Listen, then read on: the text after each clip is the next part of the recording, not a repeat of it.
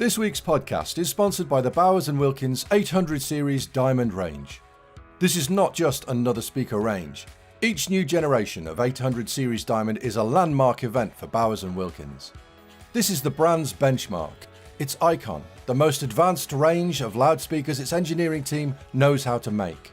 Experience the sound for yourself at authorised dealers or learn more at bowerswilkins.com.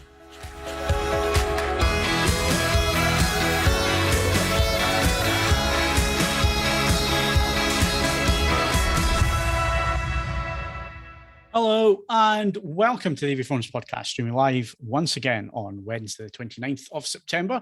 If you're joining us live, very good evening to you. The chat window is now open. Get your chatting in there, get your questions going, and we'll come to you in a sec. Joining me tonight is Ed Selley. It's all the same to you. I'll drive that tanker. And Steve Withers. I'm just here for the gasoline. Welcome back. I see there's quite a few of you sitting waiting on us tonight. Is that because you ain't got any petrol and you're not going anywhere? It seems to be the thing this week. So nice to have a captive audience. And of course, the Dark Nights are rolling in again. So it means movie time, sitting down in your home cinemas and watching movies and playing with the latest kit and so on. So we're going to discuss that again tonight. We have our next segment of building a dedicated home cinema room. We're talking about speakers, and it could be quite in-depth because there's lots of different types of speakers that we're going to go through. Spoiler, we'll probably mention M&K because Steve and I both have those set up in our cinema rooms. That's true. We'll no doubt come back and mention them at some point. So that's coming up tonight. We're also going to be doing a speaker review from Paradigm. So Steve's going to be looking at those. And we have an iFi Zen Stream review, or a short verdict from Ed on that one, because that review will be going up soon on the website. Also, we're going to talk software. We've got end of the month stuff. So we have Ed's album playlist and vinyl to get through. We also have Steve's 4K discs of the week and anything he wants to throw in there that's been released this month that we haven't discussed already. So stay tuned for that, and we'll be wrapping up on what we've been watching. So that's all coming up. Ed, have you got any petrol? You've been out and about? You've been doing anything? Yes, I have been out and about. I still have petrol. I'd like to say that as well. I'm not responsible for the panic buying thing, but that's only by luck. I just filled it up a week ago today because I was at the supermarket and it's like, it needs to be done. So I've still got just over half a tank left. And the reason I've only got just over half a tank left is I drove to North London to get into the Hammersmith Apollo that way. And I went to a gig, and I know that I'm going to set you up for talking about your gig in a bit. But I went to see Dodie, who I talked about as an album of the week a little bit earlier this year. And in terms of the gap between what I thought was going to happen in a gig and what actually happened at a gig, it's probably the biggest I can remember, because I assumed it would be like the album, sort of quiet, bit whimsical, you know, lady and a guitar. I had failed to notice that she has 1 million followers on Twitter. And it was quite raucous. She filled the Hammersmith Apollo. And when she started singing, sort of 150 people behind me started singing, and they knew all the words, and it was perfect. Normally I don't really like people singing along because I'd rather hear the people performing, but it was a group effort. It had a totally different dynamic. It was an exceptionally good evening. I enjoyed myself thoroughly. First concert I've been to in a very long time. And yeah, that was extremely interesting. Quick question. Did you wear a mask? I did not wear a mask in the venue. No. I went with intentions of wearing a mask I went to two things this past weekend. So on the Friday evening, I went to the Theatre Royal to see Blood Brothers. Not sure if anybody's aware of that, but it's a musical. Woody Russell's play. Yep. So I went to see that. Absolutely fantastic. Thoroughly enjoyed it. I knew nothing about it. Hadn't seen it before. Blown away by the acting. It's the first time I'd actually been to a stage musical like that. Really, really good. Highly recommended. Wore a mask during that performance because it was a requirement of entry. For the Mannix gig that I went to on Sunday night, and it was the first gig of their tour, so they were a little bit rusty. It was basically, have you had a COVID test negative in the last 24 hours? No need to wear a mask. And I started out with the intention of wearing a mask, but it was so hot and it was going to be said, well, you know what a Manic's gig's like. They don't come on stage till 9 o'clock at night, and the doors open at 7:30. So yeah, I didn't wear a mask. But I've got to say, it wasn't crammed. Everybody wasn't sitting on top of each other or anything. There was good space, and even though it was standing in the stalls, people kept a reasonable distance and so on. So it was good from that point of view.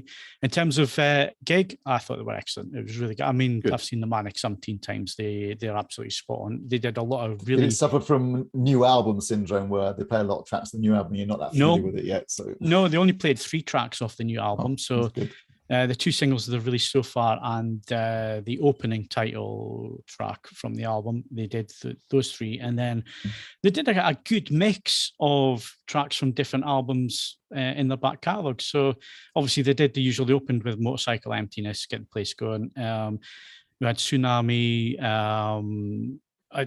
the stuff that you would think from Everything Must Go and Tell Me Your Truth and so on.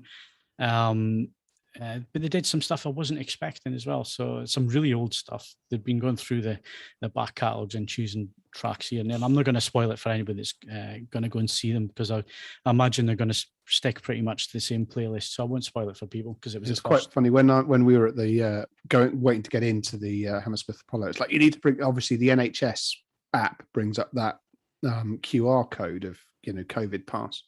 And amazingly, they managed to hire 2 men who were just able to read that with their palms alone.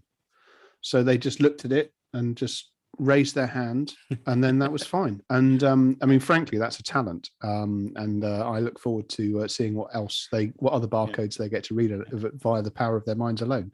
But I mean, I guess you could go to the effort of screenshotting somebody else's COVID pass and getting into that venue. Oh, there's so many ways that you could get around it. I mean, nevertheless, if you are unvaccinated and you're going into an environment like that, that's you can choose your descriptive terms between ballsy or ridiculously stupid. So your choice, right? Basically. Yeah. Well, I'm heading to the theatre again on this coming Saturday. I'm going to the Adelphi Theatre for Back to the Future, the musical. Oh my God, this is Phil Hinton. Yeah, thespian legend. I'm really curious of what you think of that, because it sounds like a terrible idea. It sounds like a terrible idea. Quite good reviews. It's had some really good reviews, and it looks like they've done some good stuff with the special effects. I mean, there's only so much you can do on a stage, really, isn't there? Yeah. But as the Spider-Man musical discovered fairly quickly. Yeah, but no, I forgot about that. It's going to be interesting. So got that coming up. So yeah, it's been busy. I noticed in the comments when I mentioned petrol, somebody was saying, Paul Munger saying, not a great time to own a Mustang. Well, the Mustang's got a full tank of fuel.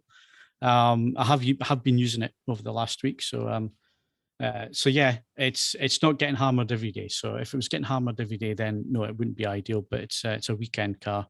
I've got a little diesel that gets me around the doors. I've been driving around in eco mode. It's depressing, and it's still actually not that economical. It's largely pointless. It makes me feel better. Yeah. So So Steve's been quiet. Steve, what have you been up to? Well, let me see. Last Thursday, I wandered downstairs at lunchtime, like to eat, and as I just my usual want, I stuck on the BBC News to have on in the background while I was making something to eat. And one of the news stories, it was just buried in there. It wasn't the leader in like that. But it was like, a couple of BP stations have run out of petrol because of delivery problems. I put down what I was doing. I thought they're going to hammer this all day long on the news, and everyone's going to panic tomorrow and buy loads of petrol. I can see it coming. So I just immediately left the house, got in the car, drove to the garage. Well, no one was there, obviously, because it was empty. Filled up, came home, and then sure enough, the next day, mass panic.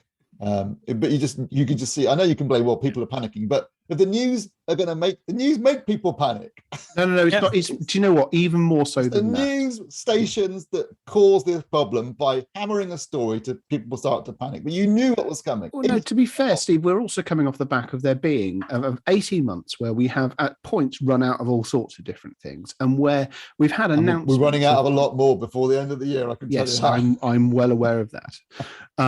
But ultimately, the nation's psyche at the moment is shot to bits because it's been unsteady and irregular and unpredictable for 18 months, and if you suddenly petrol's one of the things that is I think people are just going to buy a load of petrol, but it's not bog roll. I mean, it works on the principle that once you have a full tank of fuel, unless you're then just going to drive round in a state of berserk fury, there's no. I still stand by the fact that the bog roll problem wasn't that people were stockpiling loo roll; they were just buying a bit more than they normally did. And the problem is that this entire country's logistical system is based upon just-in-time supply.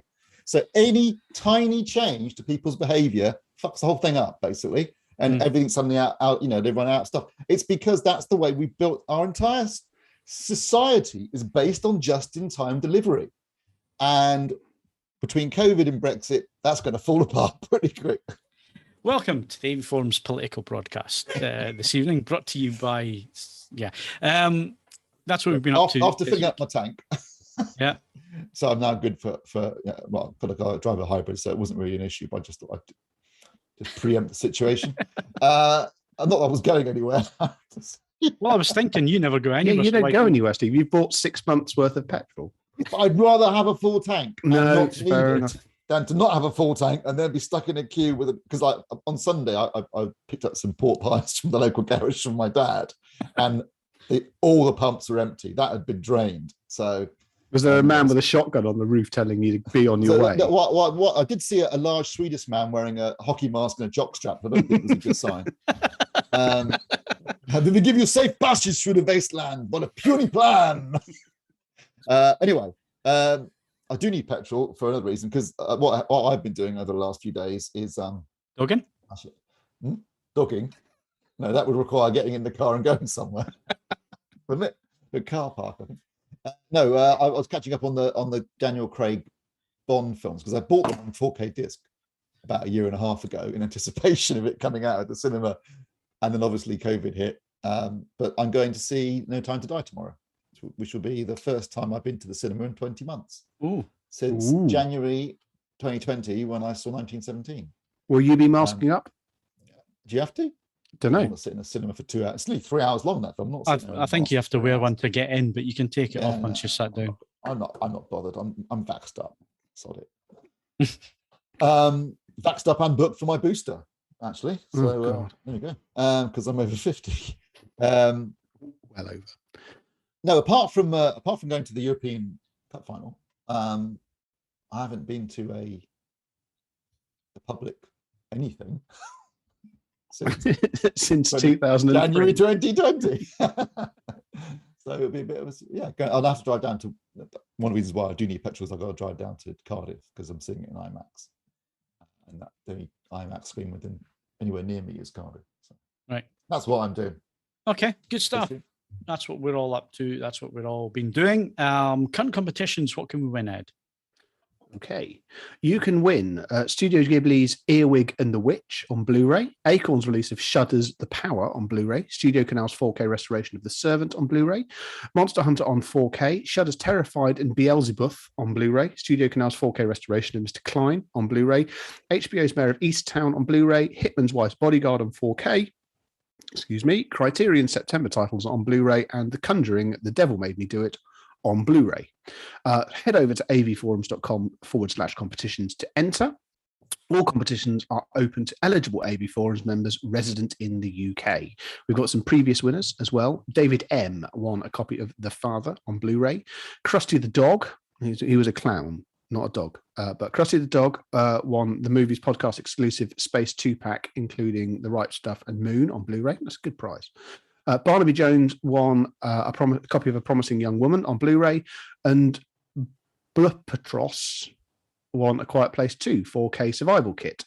Stay tuned for a chance to win a podcast exclusive copy of Natural Born Killers on Blu-ray at the end of this podcast.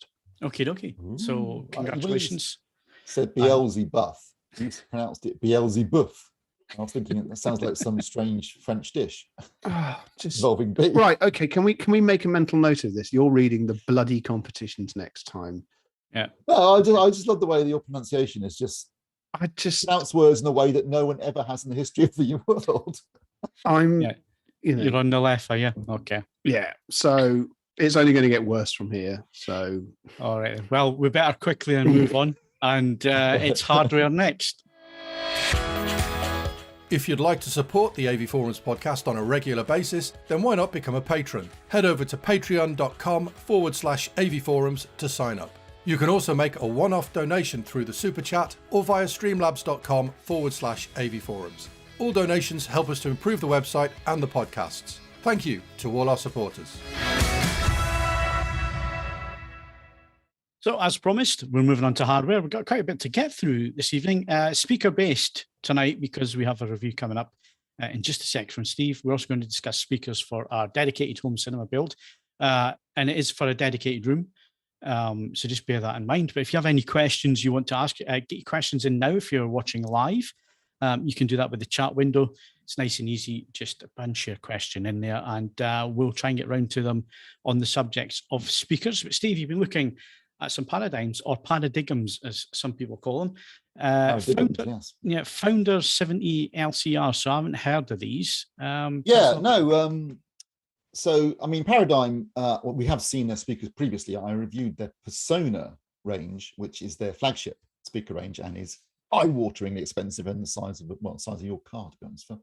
And they also do some very good subwoofers that come with ARC anthem room correction built in, because Paradigm and Anthem are part of the same group. I've liked what I've seen of their stuff so far. So this was I didn't know much about this until they turned up for review. And I thought, well, I wonder why they're called Founder. Good question. And the answer is that these are the first new speakers released by the company since their original founder, Scott Bagby, reacquired the company. So he reacquired it 2 years ago. I think he left originally back in 2009, but he reacquired it 2 years ago. He now owns Paradigm and Anthem, obviously. And as part of that, they decided to launch a new range of speakers, and they've called them Founder after their founder.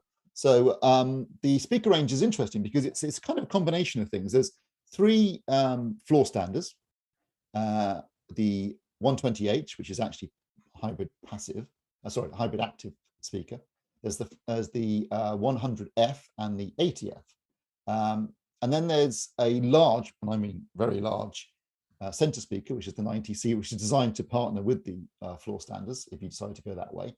But they've also got what's called the 70 LCR, and the clue's in the name here.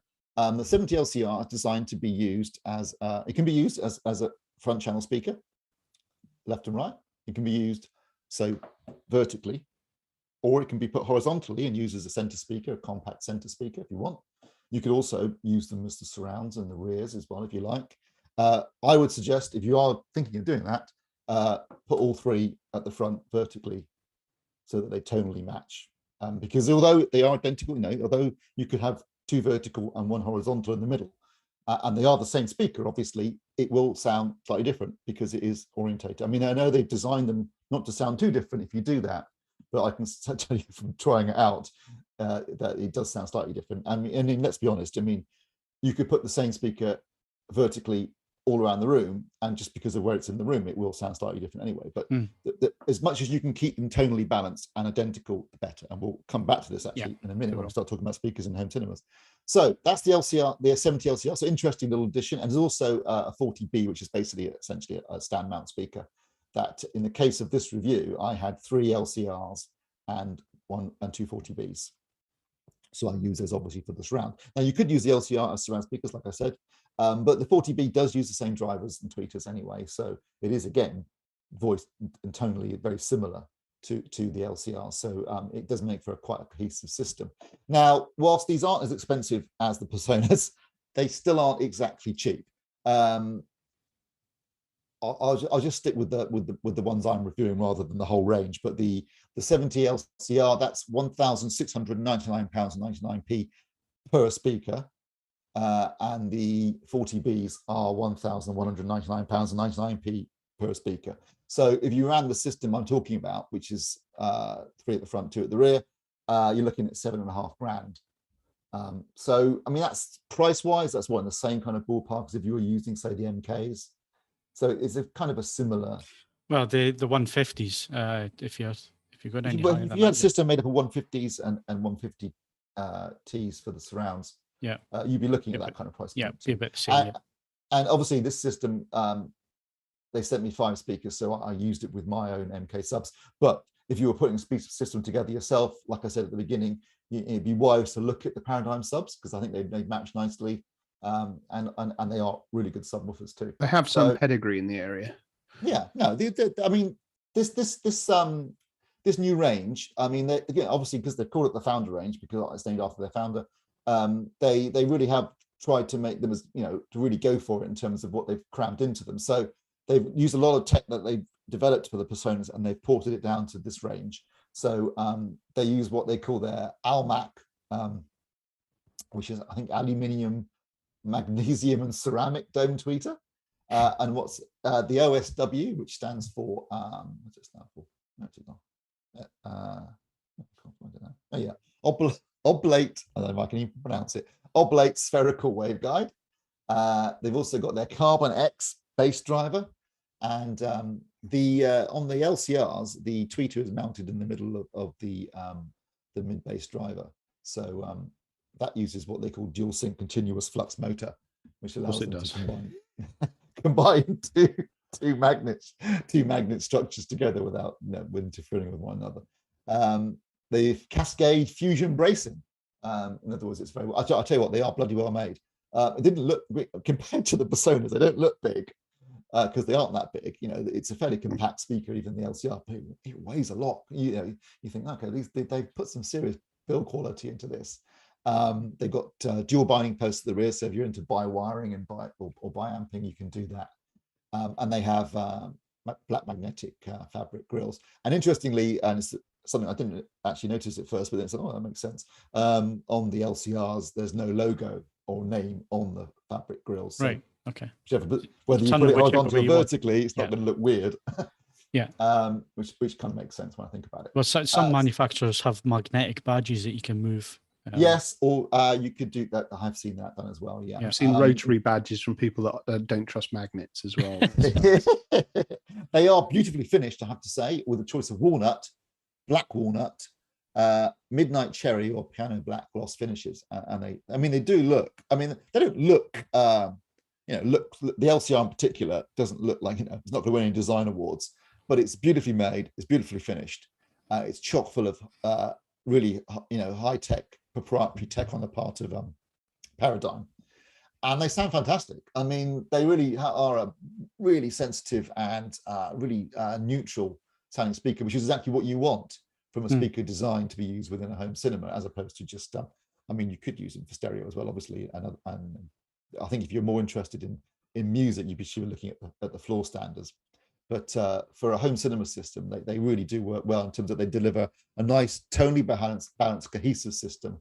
They're sensitive and detailed, and you match them with a good. The LCRs go down to about 70 hertz. So match them with a good sub crossing over at 80, and they'll make a really good system. A good foundation for a system, in fact. Hence a nice little pun there. Okay, and this continuous flux motor, is that for time travel? It might as well be. I mean, I'll tell you what, they've really gone to town with some naming stuff here. I mean, ALMAC, ALMAG, Carbon X, Cascade. What's that? Cascade fusion bracing. Cascade fusion bracing, advanced shock mount isolation system. That's basically isolation, mechanical isolation of the actual mount of the driver. What else have they got? Yeah, there's some cracking stuff in there. They've really gone. Perforated phase alignment lenses. Well, I'll be honest. Some of this stuff you think, what? I mean, a perforated phase alignment lens is essentially the grill. To be honest, none of this is ever going. I mean, the information that DCS kindly supplied me when I wrote the review for the Bartok. I mean, I make no bones about it. I'm no mathematician. I mean, some of it, as far as I'm concerned, they could have given me, North Korean nuclear secrets hidden in there, and I'd have been absolutely none the wiser. Bless them. There was no obfuscation other than the fact that you needed to be as clever as they are to work out what the bloody. I'm not entirely sure what an oblate spherical waveguide does, but it sounds good. Yeah. That's a marketing department working overdrive there. Well done, Paradigm. Only Paradigm speaker I've ever owned was a Servo 15 subwoofer. Which was no and, looker, but very effective. It wasn't a looker, but my God, I had two of them in the cinema room when they were a thing, and they were brilliant, really good. Right, so that's the speaker review. So let's move on to Speaking of speakers. cinema rooms. Yeah. Again, we're talking about dedicated rooms. I can see some of the questions coming in on the live chat. We'll get round to some of those and look at those and answer them if we can. And I know Steve will have a look because he's been reviewing quite a few speakers recently, so he'll have a look and see if he can answer on those. But let's move on to the subject of a dedicated room. So we've covered quite a few subjects. Speakers are probably what will make or break the room. As well as your room itself and how the room is set up in terms of dampening and reflection points and all the rest of it. The speakers are the next thing, which can basically change the room and how your system is going to sound. And for a dedicated home cinema, it doesn't matter if they're not a looker. Is what I would say. And a lot of the best speakers for home cinema use are not great looking speakers. I mean, some manufacturers have tried to make wall mounting versions of them or put them in nice cabinets and so on. But still, for a speaker to perform in a dedicated system where you really want fast, cohesive sound with incredible transients and all the rest of it for movie soundtracks, to build a speaker like that, it ain't going to be a looker. Yeah, I love my MKs, but I don't think anyone would ever call them pretty. No, they're not pretty. Not pretty at all. So for disclosure, myself and Steve use MK speakers. I'm using MP300s across the front, LCRs with the 300 surrounds. I then have some, I've forgotten the name of them, Control Ones for the overheads. JBL, in the system. JBL Control Ones. The reason for that is it's limited bandwidth for those channels mainly, and they sound quite close to the MK in terms of. They're a good little speaker, the Control One, I have to say. Yeah, and it absolutely. comes with its own little bracket, which makes it perfect for sticking up on the ceiling. It does, and again, myself and Steve have dedicated rooms, so we're not concerned about speakers on physical speakers on the ceiling and so on. There are ways, like we just discussed a little while ago in this chat, there are ways to disguise the speakers. One of the best things you can do, and I'm going to come to Steve for this because Steve has done this in his cinema room. I've been meaning to do it for a number of years, but just don't have the room with the present screen that I have. And that's to put the LCR, so the left, center, right channel speakers behind the projection screen, Steve, because it makes a huge difference. Yeah, I mean, particularly if you're talking about a scope ratio screen, if you can put the speakers behind the screen, obviously, you can't see the speakers, which means that the sound just emanates from the screen, and therefore it becomes, it just ties in with the image much better. And in particular with dialogue, the dialogue channel, the speaker, the center speaker is behind the screen in the middle of the screen, and it just anchors the dialogue to what's happening on the screen. And the fact you can't see them and you just hear people talking, I mean, the brain just associates the sound with the image, and it just ties in beautifully. So that's one reason why I would always recommend, if you can, getting an acoustically transparent screen and putting your speakers behind it. And the other reason, this is one of the reasons why I went for it, was originally I had two floor standers at the front, and obviously that meant putting the screen above them, which then meant the screen was actually a bit too high. So by having an acoustically transparent screen, you can bring it down lower and still, and put the speakers behind and get it at a more comfortable viewing level than perhaps having it too high. So definitely, if you're thinking about that, to consider it. Obviously, if you're using a scope ratio screen, it's definitely the best approach, because otherwise you're going to have your left and right speakers far too far out to the sides. Just remember, though, that if you are going to do that and you're going to use masking for 1.85:1 films on your scope ratio screen, then you need to place the speakers in a position where they're not going to get blocked by the masking when you got it on. So bear that in mind. But definitely, I'd say it's one of the biggest upgrades I did was adding an acoustic transparent screen. So definitely recommend it. Yeah. And again, it just makes that difference, because you can't see the screen. You can't see the speaker, sorry. All you can see is the screen. It just, the more you can hide the that speakers in the entire room, the better.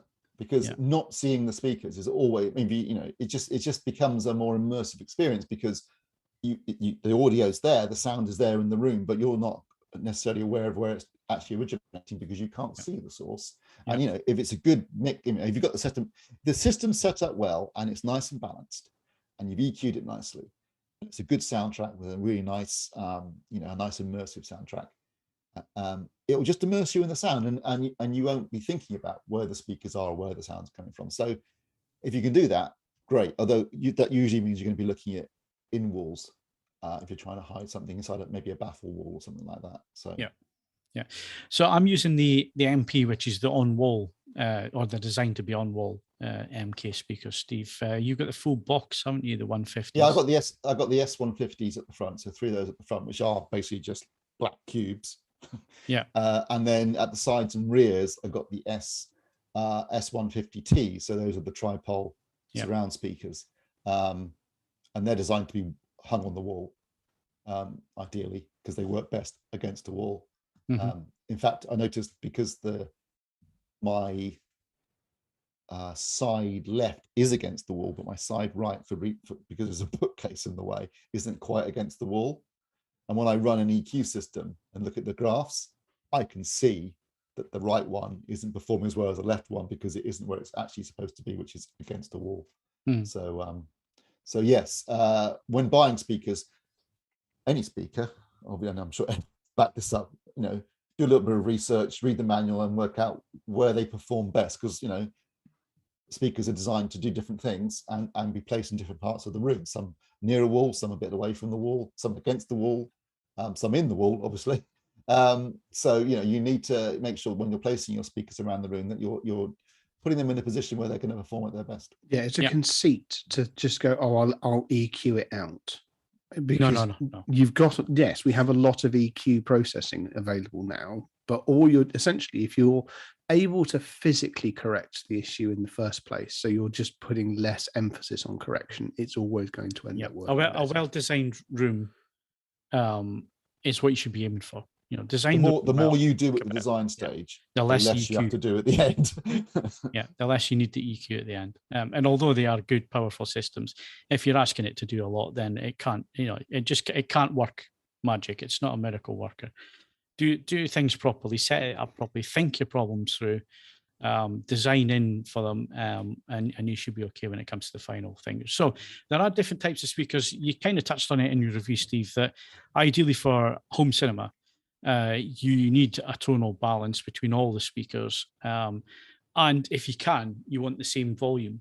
And what we mean by volume is not how loud it is, but the volume of the cabinets. You want something that is the same size. I mean, a lot of home cinema systems, 5.1, 7.1 systems that you can buy from manufacturers, usually include a center speaker that's completely different from the left and right speakers and completely different from the surround speakers.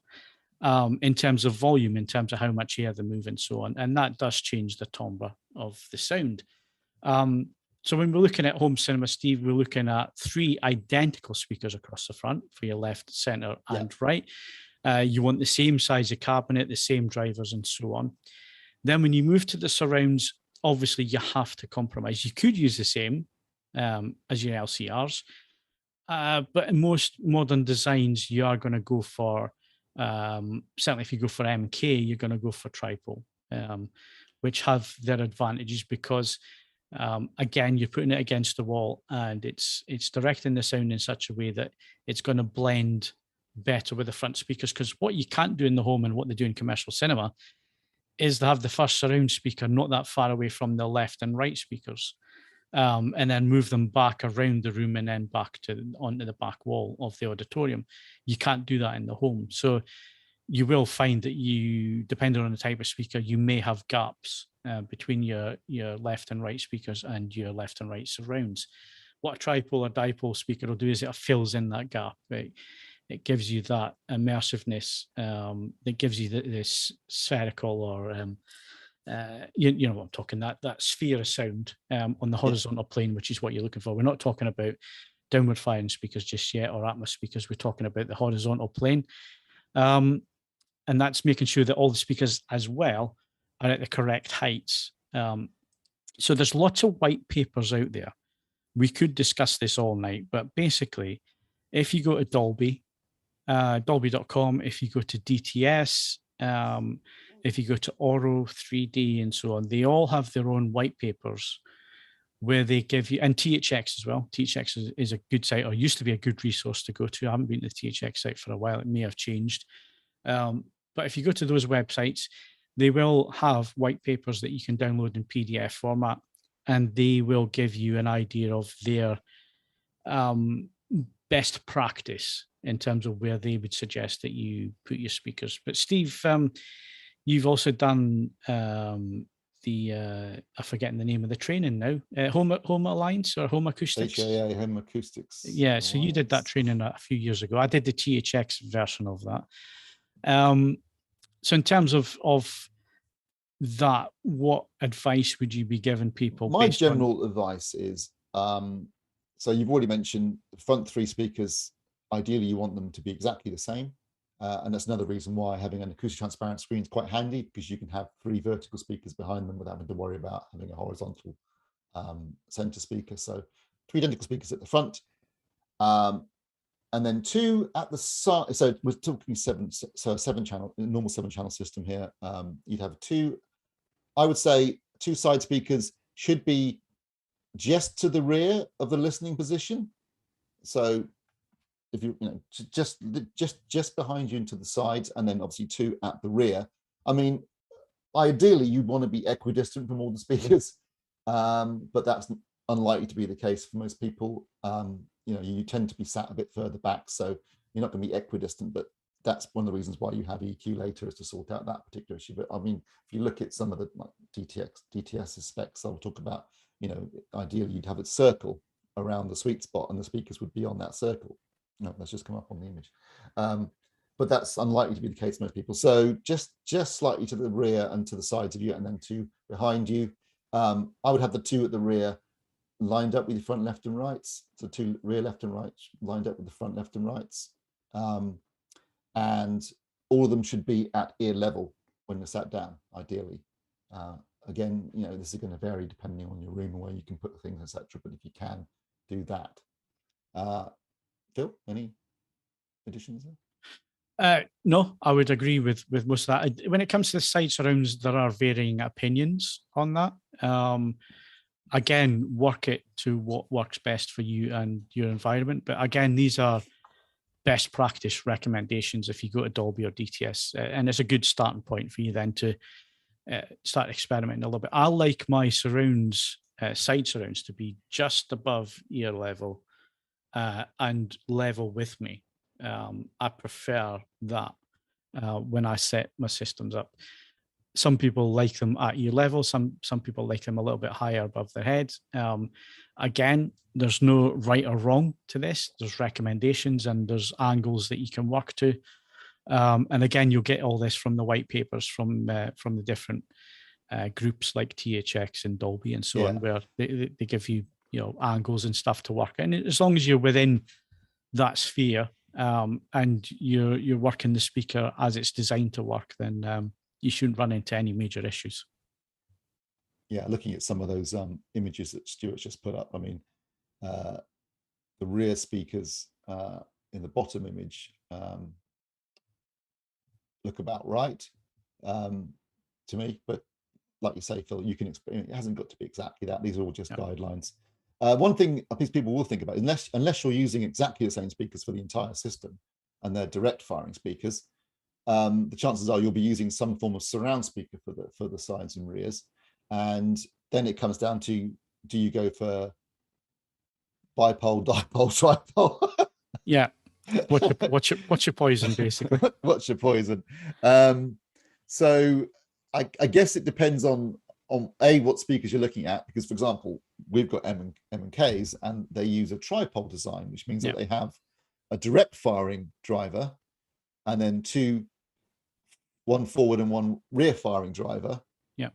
And the idea is that gives you a degree of direct. So, because some people will say, with modern Atmos and DTSX soundtracks, where you're talking about precisely moving objects around the room, you should be using a direct firing speaker because you want that precision. Whereas the idea behind a lot of surround speakers is to try and give you more more diffuse, more diffuse sound field, in order to because obviously in a cinema, as you were saying, Phil, there'll be 30 or 40 speakers in there, going all the way around you.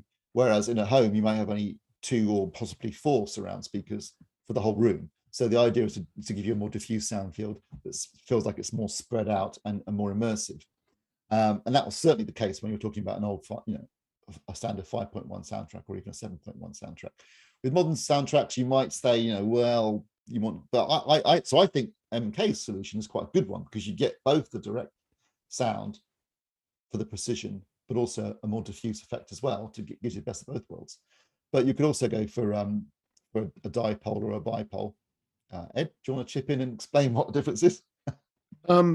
There's not, in mechanical terms, the only major difference, or the only consistent difference, because manufacturers do play fast and loose with some of these terms.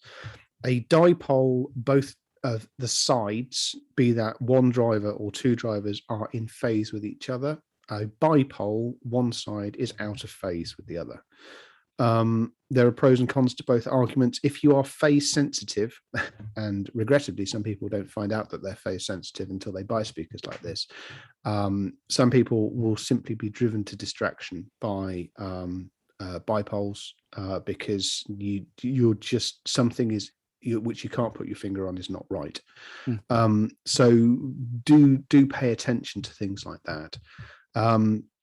Quite a few of the more sophisticated designs have the option of being run as either bipole or dipole, depending on what your choices are. They simply invert the phase for one side to turn it into a bipole.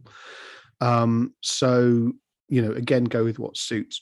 Something that has been brought up, and it's a very valid point. Some of these more ornate surrounds, as I'm sure you gentlemen know full well, their impedance and sensitivity are massive. I mean, M&K do an impressive job of ensuring that their surround speakers actually present a relatively benign impedance and sensitivity. But if you've got multiple examples of these speakers in a system, your cumulative impedance will start to rack up. So just make sure that the amplification that you're specifying for this task is up to the job of driving what you're fitting to the levels that you're seeking to drive it at. This is a minefield. We covered it briefly during the amplification. Just make sure that you ignore, to an extent, the headline figures of what a power amplifier or AV receiver does with one channel driven, because that's utterly pointless. You don't sit down and listen to it in mono. You're looking for an all channels driven measurement, and you just need to see if there's any information on how it behaves with dipping to 4 ohms, or sometimes in some extreme cases even lower. Just one other thing, sorry, about because I was just thinking, I run a 9-channel system, so I've also got 2 width speakers. So those obviously would be to the front, left and right, but on the sort of a third of the way in on the side walls. To add extra width, I'm using MK LCR 750s for those, which again are the same drivers as the rest of the system, so they tonally match quite well, and they're a bit better looking. Because those aren't hidden behind the screen, and therefore, they're actually quite a nice looking speaker, which looks quite good. So that's if you're running a 9-channel system. I know that's fairly unusual, but if that's the idea will be to, those are the width speakers. They don't get used a lot in soundtracks, I have to say. You do hear them occasionally, but they just give a bit more space at the front of the room, which can be quite handy, because depending on where you got your front speakers, but given mine, front, left and right have to be inside the masking on the scope ratio screen. The width speakers to add an extra bit of width in front. Another thing I'll just raise here is 5.1 versus 7.1. And again, we're still talking about the horizontal plane. We're not talking about overhead speakers at the moment. We're not talking about height speakers or anything like that. You need to get the basis right. It's like everything else. You need to get the room right first. You need to get the correct speakers. You need to get the setup correct before you then start adding other things on, like the height speakers, like EQ and so on. So get your horizontals correct. And if you have the room for a 7.1 system, absolutely do it. Now, I always went with the rule, 5.1 is enough. And it is enough. If you can only fit 5.1 in, you will get a good representation of the soundtrack through that. And some soundtracks, like Dunkirk, for example, was mixed in 5.1. It wasn't mixed immersively. It was mixed 5.1. And it's one of the best sounding mixes I've heard in the last 5-10 years for home use as well. It's absolutely astonishing what they've done with the 5.1 mix. So 5.1 can be enough, but if you have room for a 7.1, if you can have the rear speakers behind you, when you then move to immersive audio, it makes a huge difference because you're filling in the sound behind you, and that does make a big difference. So if you have the room for it, I would always specify 7.1 over 5.1. It makes such a big difference. I would say if you've got a 7-channel receiver, and even if it does Atmos, DTSX, I think you'll get more out of a 7.1 system than you will out of 5.1.2. Yeah. So bear that in mind. Yeah, I can see where you're coming from with that. Yeah, but when it comes to placing sounds within that circle around you, a gap at the back, not having a gap at the back will pay more dividends, frankly, most of the time than having 2 speakers over your head, where you don't get a lot of action quite a lot from even modern films don't necessarily use the overheads a lot, but those rear channels will get used a lot. So worth thinking. If you've got a 9-channel receiver or more, then obviously you're going to have 7 ear level channels and then at least 2 overhead. Which brings us on to an interesting question, which is where do you put the overhead speakers? Well, this is the next stage. So I just wanted to get the horizontal out of the way, get that right first of all. And like Steve says, if it's a choice between 5.1.2, so 5 speakers, 1 subwoofer, 2 overheads, or 7 horizontal speakers and 1 subwoofer, or 2 subwoofers or whatever, think about what you're doing there, because you'll get more out of the 7.1. Get horizontal right first of all. Now, like Steve says, if you've got 9 channels or above to play with, or you're going to use power amps or whatever for, and you've got pre-outs on your AVR or whatever, and you've got the room to add more channels. Steve's done this. So what kind of system are you running at the minute, Steve, just for everybody's reference? 9.2.6. So there are 6 overhead channels, all like you, JBL control ones. Right. And now there's a lot of debate here, but based upon Dolby's guidelines, and this is my theory is, so if you've only got 2 overhead channels, I would suggest put them relatively near you. So you get the most of the overhead action. I always put them to the rear. I never put them in front of the listening position. I always put them either above or even directly above you, to be honest, would work. But you don't want them in the front of the room, because you're really not going to get any overhead action because you're too far away from the speakers. So if you're only running 2 overheads, I'd say put them over above you, or in that area. So you're going to get the effect. If you're running 4 overheads, then I would say you'd want 2 in the first third of the room and 2 in the last third of the room, with you sat between the 2 of them to get, again, a kind of a nice spread of overhead effects. And then if you're doing what I'm doing, then you basically have them a third of the across the room would be, hang on, what's that, a 6? I got that right. Third of the way in. No, it's going to be a quarter, isn't it? Quarter of the way across the room to get. Is that right? Hang on a minute, let me think about this. Watching a man have an aneurysm on screen is a new experience. I'm getting confused now. You might want to return to that in the comments. Who knows? Yes. So yes, three rows of speakers above you, evenly spread, shall we say? Yeah. And also the other thing that I think you should do, and again, this is based upon looking at Dolby's guide, is you want those overhead speakers to be in line with your front left and right and rear left and right channels. They should all be basically in the same line, ideally. Obviously, once again, that can vary depending on what you're allowed to do and what you can get away with in the room, but try and do that. I know someone's asked this question: do you point the speakers at the listening position, main listening position, or directly down? Dolby's guidelines seem to be directly down, and I think the reason for that is if you point all the speakers at the listening position, the main listening position, then you're going to then what's meant to be a more subtle overhead effect will become more focused on one point. So I've got mine all facing straight down. I did try it, like pointing them, because the control ones are on a gimbal. You can you can move them around and angle them. And I did at one point angle them towards listening position, but I think generally I've now gone with them just firing straight down.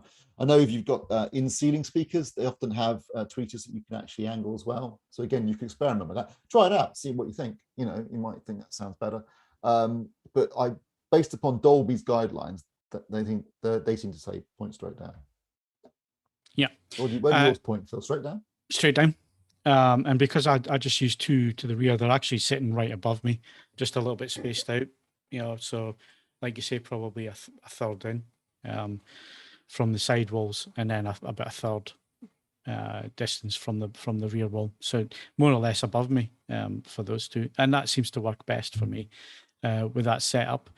I haven't put height speakers towards the front yet. I have no intention of going 6 speakers on the ceiling. I just think that's excessive, but each to their own. Yes, Steve. But each to their own. That Dolby guideline, they seem to have the middle height speakers lined up with the sides, and the rear height speakers lined up with the rears, and then the front height speakers sort of a third of the way into the room, halfway between the front speakers and the side speakers. Yeah. So the only thing I'm going to add to this is a theoretical element, because it always occurs to me whenever I go into my stock cupboard and I see them sat there. I used to use little Ellipson Planet M's as my AV. Those the round ones. Yes. Now there are some limitations. They'd be hard to put behind a screen, for example, because they are on quite a hefty wall mount. But equally, they're quite small, so there are ways and means around that. But they have the potential.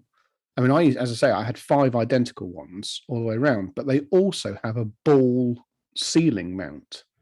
So they technically have the mechanics. So you could do what Steve does, have 15 channels, and it would be exactly the same speaker and driver in all 15 positions, which, I mean, it's, you know, obviously it's a relatively small speaker, although it was more capable than people gave it credit for. But it would be quite close to the notional ideal, because you'd have exactly the same cabinet enclosure and driver array in every single position around you. So, you know, what's interesting, and I say to a given value of interesting, is that is achievable at not mega bucks money if you put a bit of thought into it. So, and there are other examples of speakers where that is possible. So, you know, obviously you could have 15 JBL Control 1s, for example.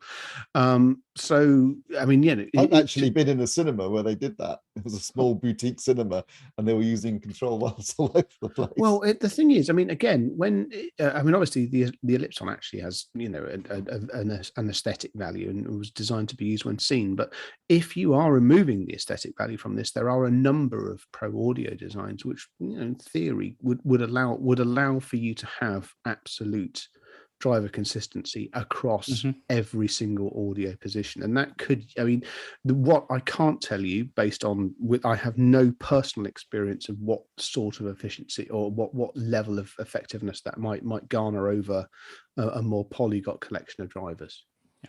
Yeah. One route that I did go down during my home cinema building career is active speakers, which we haven't covered yet. I used a processor and active speakers a short time ago, not that long ago. I used Genelecs for a little while, which were loaned to me. Neil Davidson actually loaned me them for a little while. Which are often used in mastering suites. Mastering suites normally use Genelecs. Stages, yeah, I mean, when we went to Galaxy Studios, it was exclusively Genelecs all the way around. So excellent speakers. They are expensive, but they will last you a lifetime if you look after them and power them correctly. And of course, the amplification is designed to work with the drivers in the unit. Each unit is separately amplified. There are dip switches at the back, so you can change the dispersion patterns and so on, so you can fit it into your system. Excellent speakers. Like I say, they are expensive, but if you have the budget for that, I mean, the M&Ks that we use are pretty expensive as well, Steve. I mean, the MK150s, add in the subwoofers, you're looking at 10 grand. I mean, obviously, about actives always come across as expensive, but don't forget, obviously, there's a commensurate saving and you're not buying any separate amplification. So if you're just using a processor system, the only thing, obviously, going all the way back to The first one is the first talk of these that we did. If you are considering an active system, get your power wired in to where it needs to be during the installation phase. Which is a point I was just coming on to, Ed. So thank you for jumping the gun there. But like I was just going to explain, we've spent quite a bit on passive systems. Active systems are not that expensive because you're not buying the application, as Ed has said. And power-wise, you need to power each active speakers. So look at putting a ring into the room, a separate ring, or even a separate supply into your home cinema room. It's something that we haven't mentioned yet is how to power the room. But if you're going to the trouble of designing a dedicated room and so on, make sure it has its own supply or ring. And we'll come into that in more detail later, I think, when we talk about the sort of the finer touches to the cinema. And also we need to talk about subwoofers later as well. But yes, that's a whole other subject. I got sent a link today to a property that's for sale not too far away from me. I got sent the link for different reasons, and I'm not interested in buying it because it's £2.5 million. But it does have an entirely amateurish cinema that's sort of been thrown in there as an example thing, and most of bits in there are terrible. But it does have a life-size cutout of The Rock in one corner. At some point we need to discuss the feasibility of having something as magnificent. I mean, Steve let's face will it, be circumnavigating himself all the way over there. Any cinema with a cutout of The Rock in is going to sound 10% better. It's just a fact. So that sounds about right. You need to make sure. Okay. I'm just scanning through the questions actually.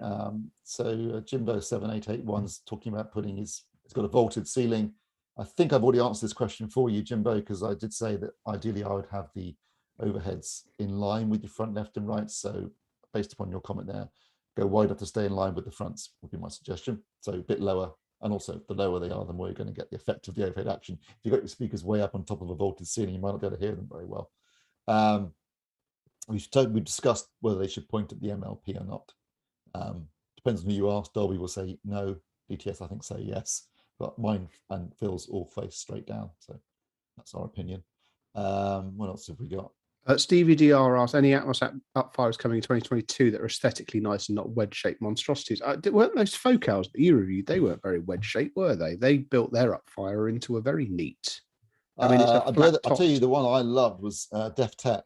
They make some very saucy units that just fit on top. Because you remove the top is a yes, I remember the speaker is like is a brushed metal plate that you just take off, magnetic plate, and you just slot in the unit on the top, and it looks very nice, very tidy.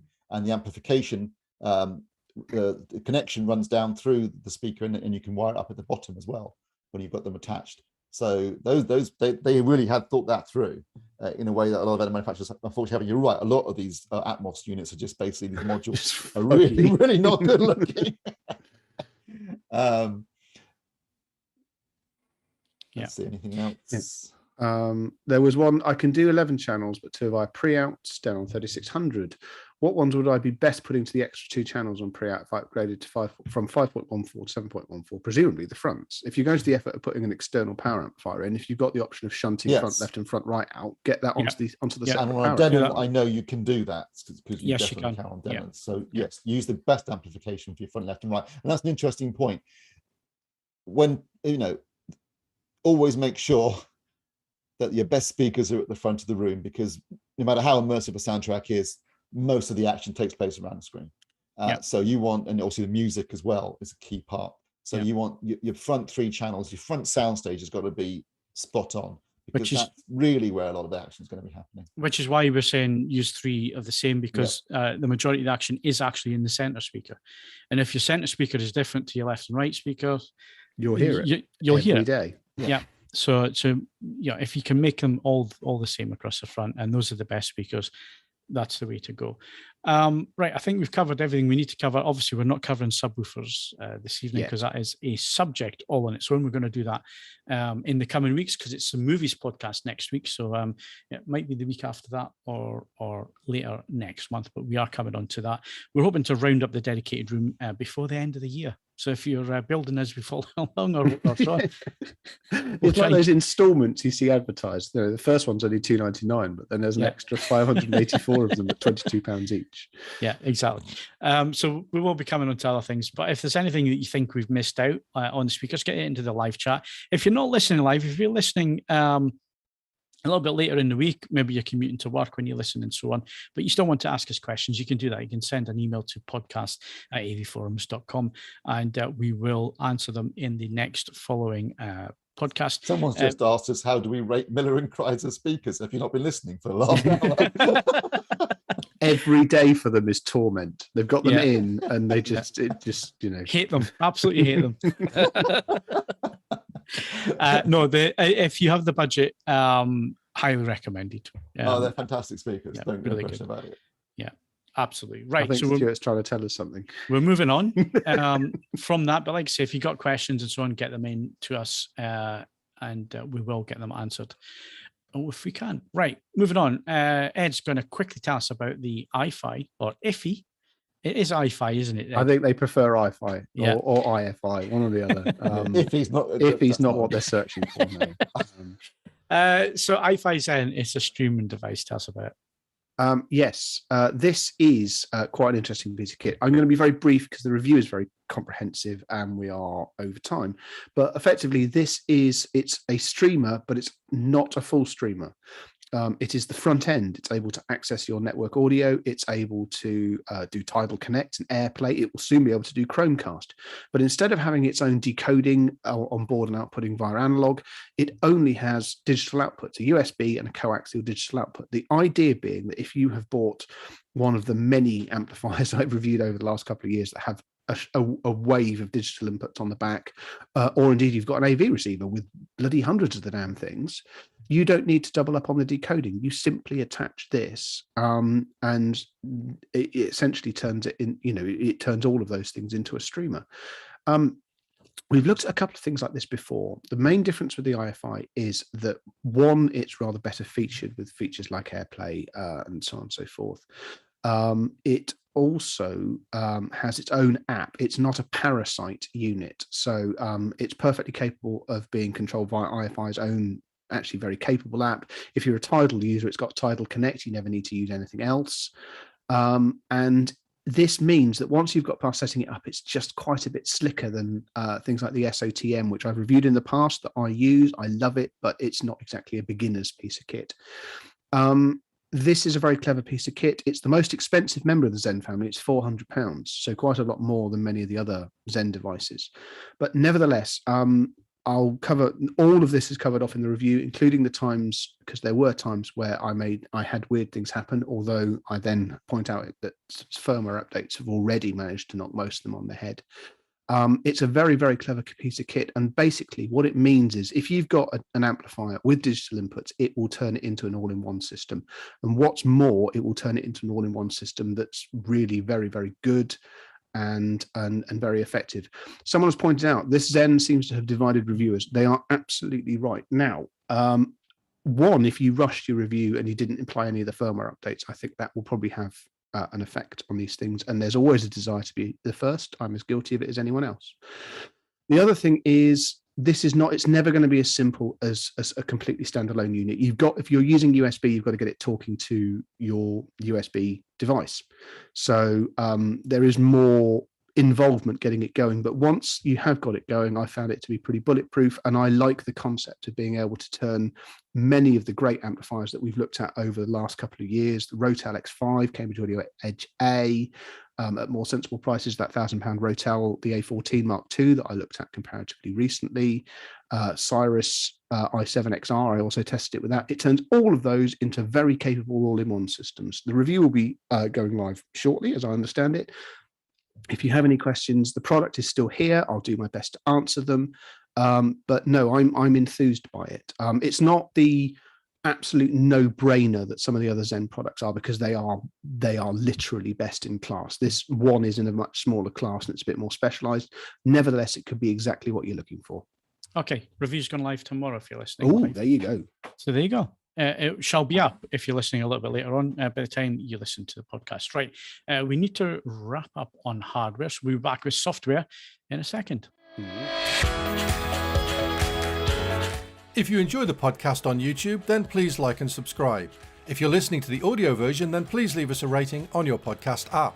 We invite you to email questions and feedback to podcast@avforums.com and join in with this episode's discussion thread in the podcasts forum at AV Forums.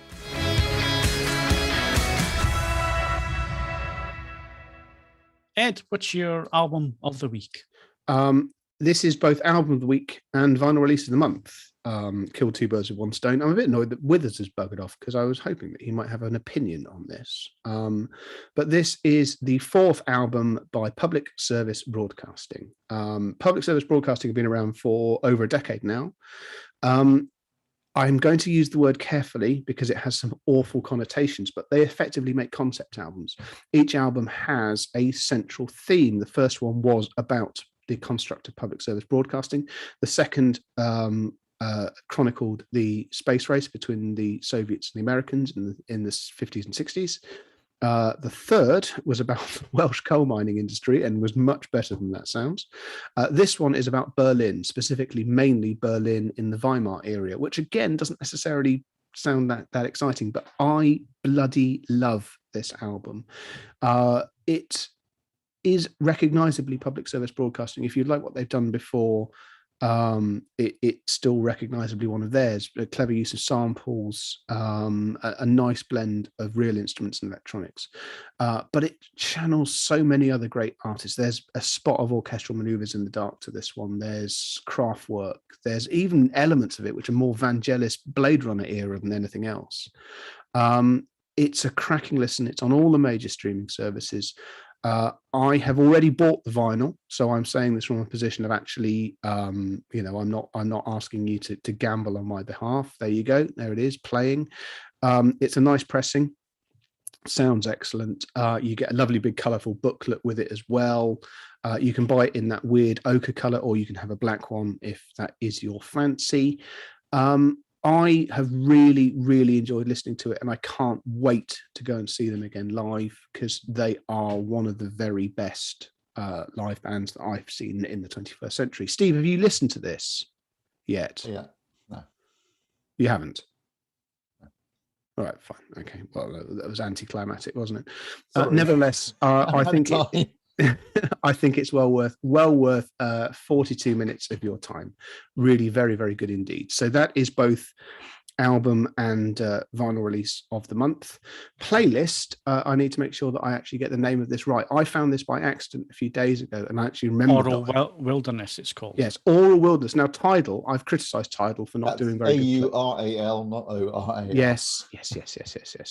But as it cropped up on Tidal, and as they say, it's basically a sort of odds and ends of things that they thought were cool but haven't necessarily found a home for. Now, the very random nature of this one means that not every single track on it you're going to love, but my God, there's some absolute obscure bangers on there. And I don't know about you, I live for obscure bangers. Yep. And it's got some crackers on it. So this is a welcome return to form for Tidal. I've enjoyed this one. I've played it start to finish a couple of times, which is always a good sign.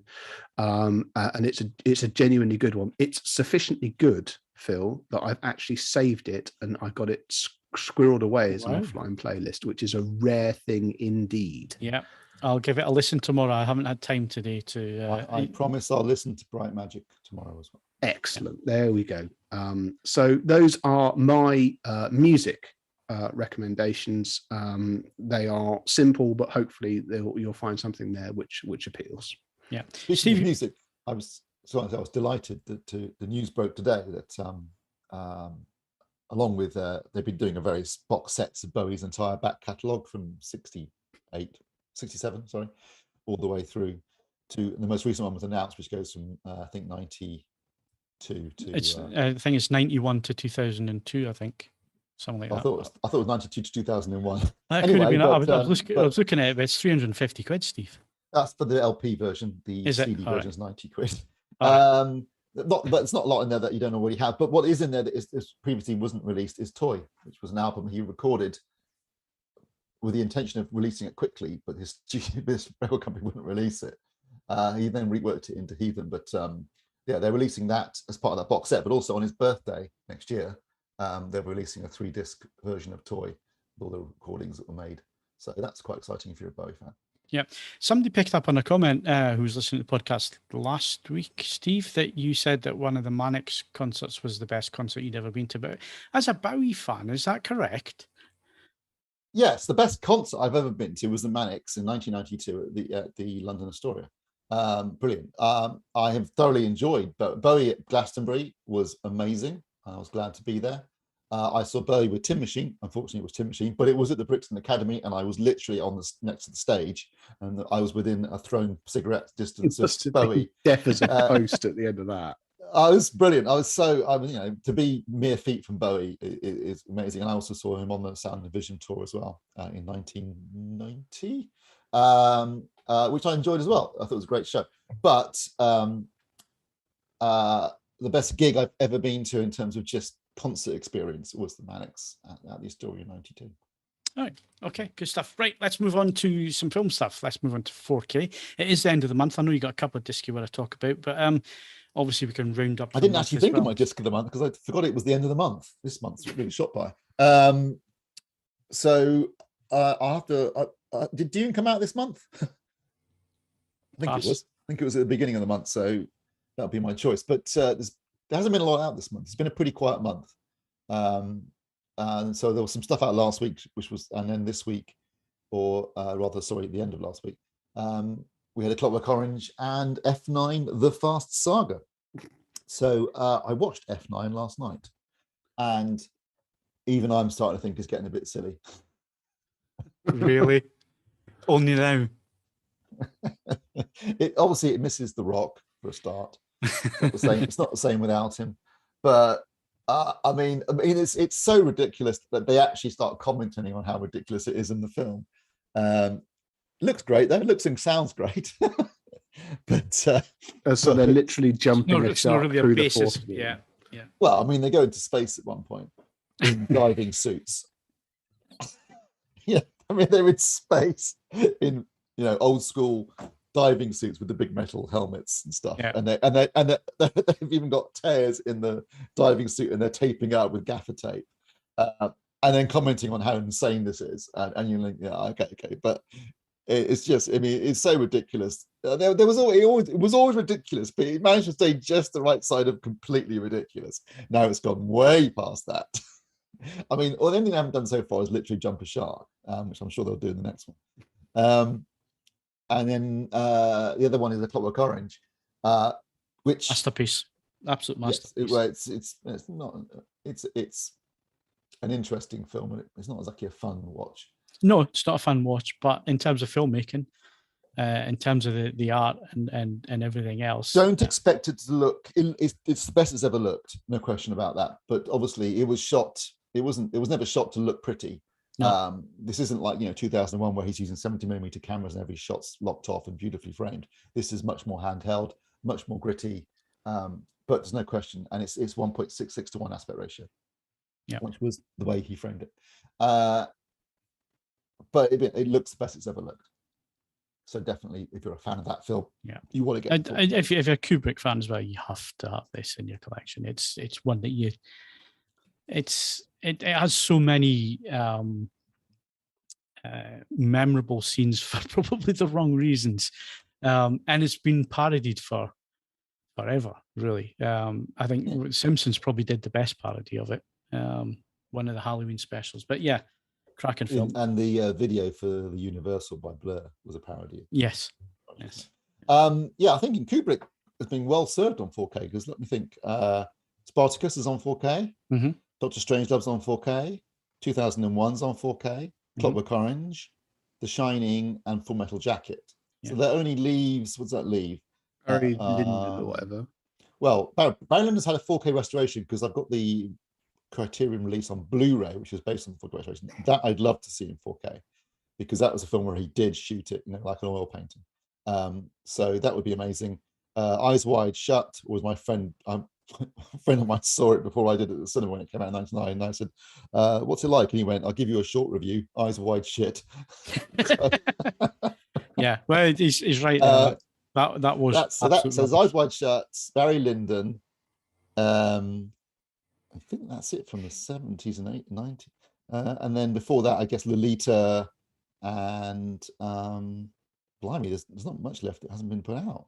Eyes Wide Shut, Barry Lyndon, Lolita, Paths of Glory and The Killing, I suppose. So yeah, there's only like 4 more to go, and we'd have pretty much most of them. I mean, there's a couple of it, of Fear and Desire and was it Killer's Kiss?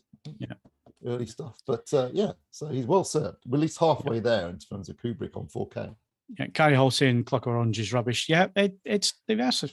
That's it an really acquired is. taste, obviously. Yes, it is. But if you're into filmmaking and you like Kubrick and the weird way that he did things, then it's out there. It absolutely is out there. Stevie DR mentioned Sense and Sensibility. Sorry, yes, I forgot there was the box set. The Columbia box set came out this month as well. So 6 cracking films there. I haven't watched Sense and Sensibility yet. I've only seen Oliver, which I watched because I've never seen it, and quite enjoyed it actually. So yes, there's some good stuff in there. Taxi Driver, Sense and Sensibility, Social Network. So and Sense and Sensibility is definitely one of the reasons why I bought the box set, to be honest, because I didn't have it on Blu-ray anyway, and it's hard to get on Blu-ray. And so having it in 4K was quite appealing. Yeah. Right. So that's 4K discs, everything else out the way. Quick news that came out today. Oh, shit. I'm sorry. I've just realised what the best film of the month is. I completely forgot the thing. There you go. That's people. an amazing disc. Looks stunning. Yeah. As you can see, we put a lot of preparation and planning. No, I realised there's been after nothing for weeks.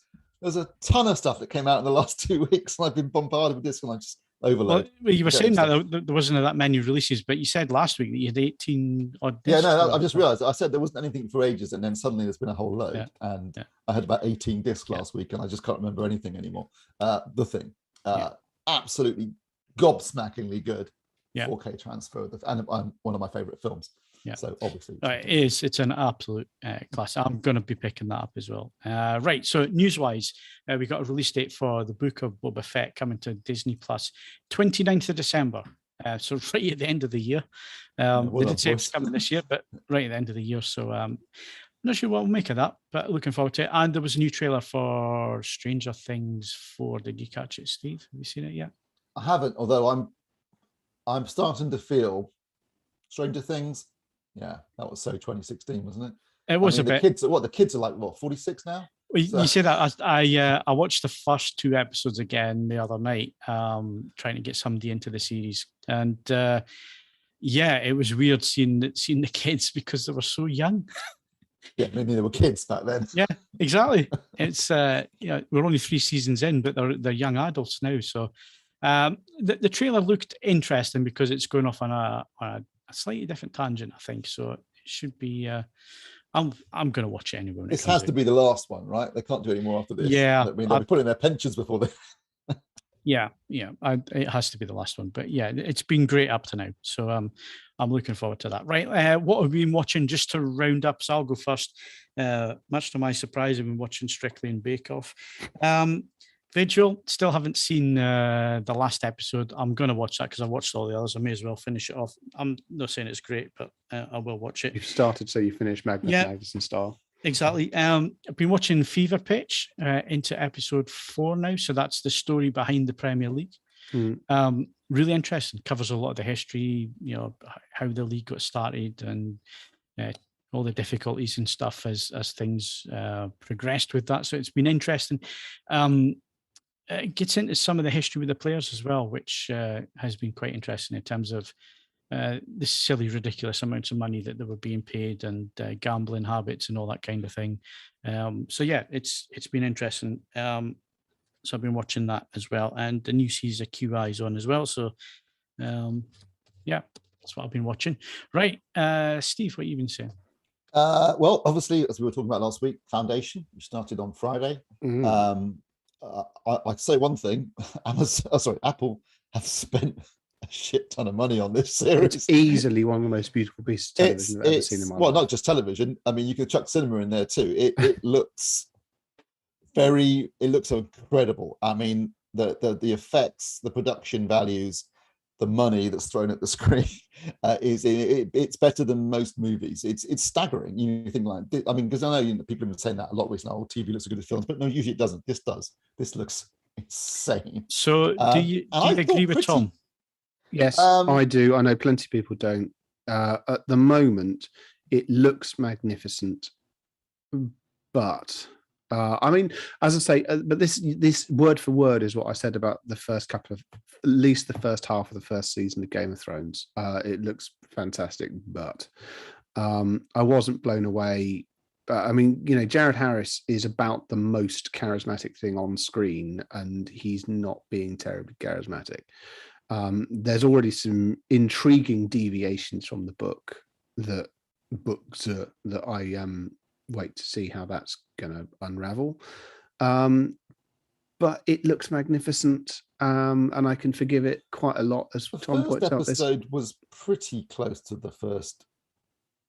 Yes. To Foundation, well, the first part of Foundation, should I say? Yes.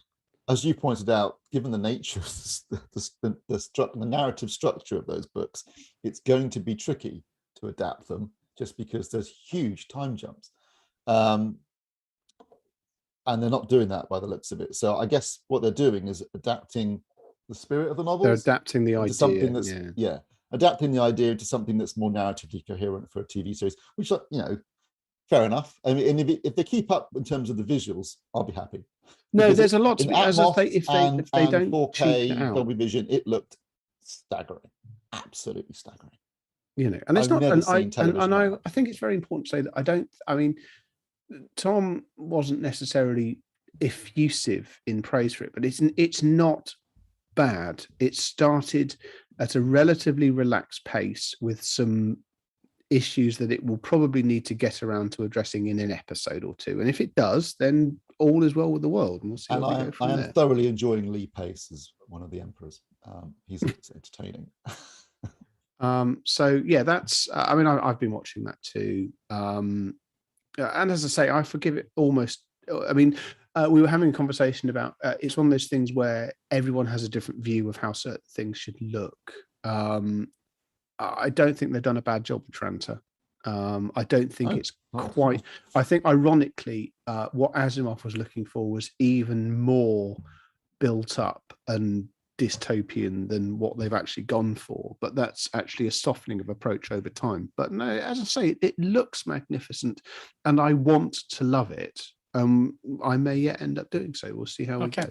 Right. Anything else, Steve? Because we're quickly. I'm only on episode 1. But so I'm enjoying it so far, which is Midnight Mass, which is Mike Flanagan's new series on Netflix. He did Haunting of Hill House and Haunting of Bly Manor, plus a few Stephen King. I did Doctor Sleep. That's quite good so far. And American Horror Stories, which is an anthology version of American Horror Story, which I'm quite enjoying, because the most recent episode, which is last Wednesday, was about a film that basically, when you show it to an audience, they all start killing each other. And it starts off as an urban myth, but these kids go to a screening of this film, and then they all start killing each other. But what I love best, and you're going to love this, you should watch it, Phil, is because there's a bit where the director telling the projectionist how to project the film. And he's like, I want it at 16-foot Lamberts, and I want it in the correct aspect ratio. And the projector go, listen, mate, I projected Clockwork Orange with Kubrick in 1971, so don't you tell me how to project something. Loads of nice little in jokes at that movie projection, which I really was enjoying. Yeah, I'm glad that they targeted to the one person that was going to enjoy it. Yeah, tickled Steve's fancy. Right. Very, very quickly, aside from things already said, I have also started watching Taskmaster, new series of that on Channel 4. I love it. If you haven't watched it, I watched an episode the other evening and found it quite amusing. So it is. I love it. The other thing that I've found to be surprisingly compelling is the Channel 5 documentary set on the submarine. It's the counterpoint to Vigil because it's actually based on a submarine and it's real. It's good telly. So if you want something that's informative, to a given value of informative, that's well worth a watch as well. All right, tell us how to win a copy of Natural Born Killers on Blu-ray, Ed. Oh, I've got to scroll all the way down to the bottom now. Yeah. Right. To win a copy of Natural Born Killers on Blu-ray, just use the following question to select the correct answer from the competitions page. Who wrote Natural Born Killers? Right. Nice and easy. the answer's there on the page. So if you know that, then on you go. You now have the question to the answers. And that's it for the podcast this week. My thanks to Ed Selley. Without fuel, they were nothing. And Steve Withers. Again, you have made me unleash my dogs of war. If you enjoyed the podcast, then please give us a like. It does help. It helps the podcast get found by people who might not normally listen to us, and we can hook them into our cult of AV. Help us do that by smashing that like button if you would. You can also subscribe to the channel. You can hit the notification bell, and it will inform you every time we publish a new live stream or product reviews and so on. You can also follow us on Twitter and Facebook. You can bookmark AV Forums for latest reviews, news and videos. And of course, if your podcast provider allows you to leave a rating, then why don't you do that? Give us 5 stars, give us 10 stars, give us 11 out of 12. Whatever. That's all the stars. All the stars. Yeah, just give it to us. I'm Phil Hinton. Thank you Please. very much for watching and listening. And we'll see you again next week for the Movies Podcast.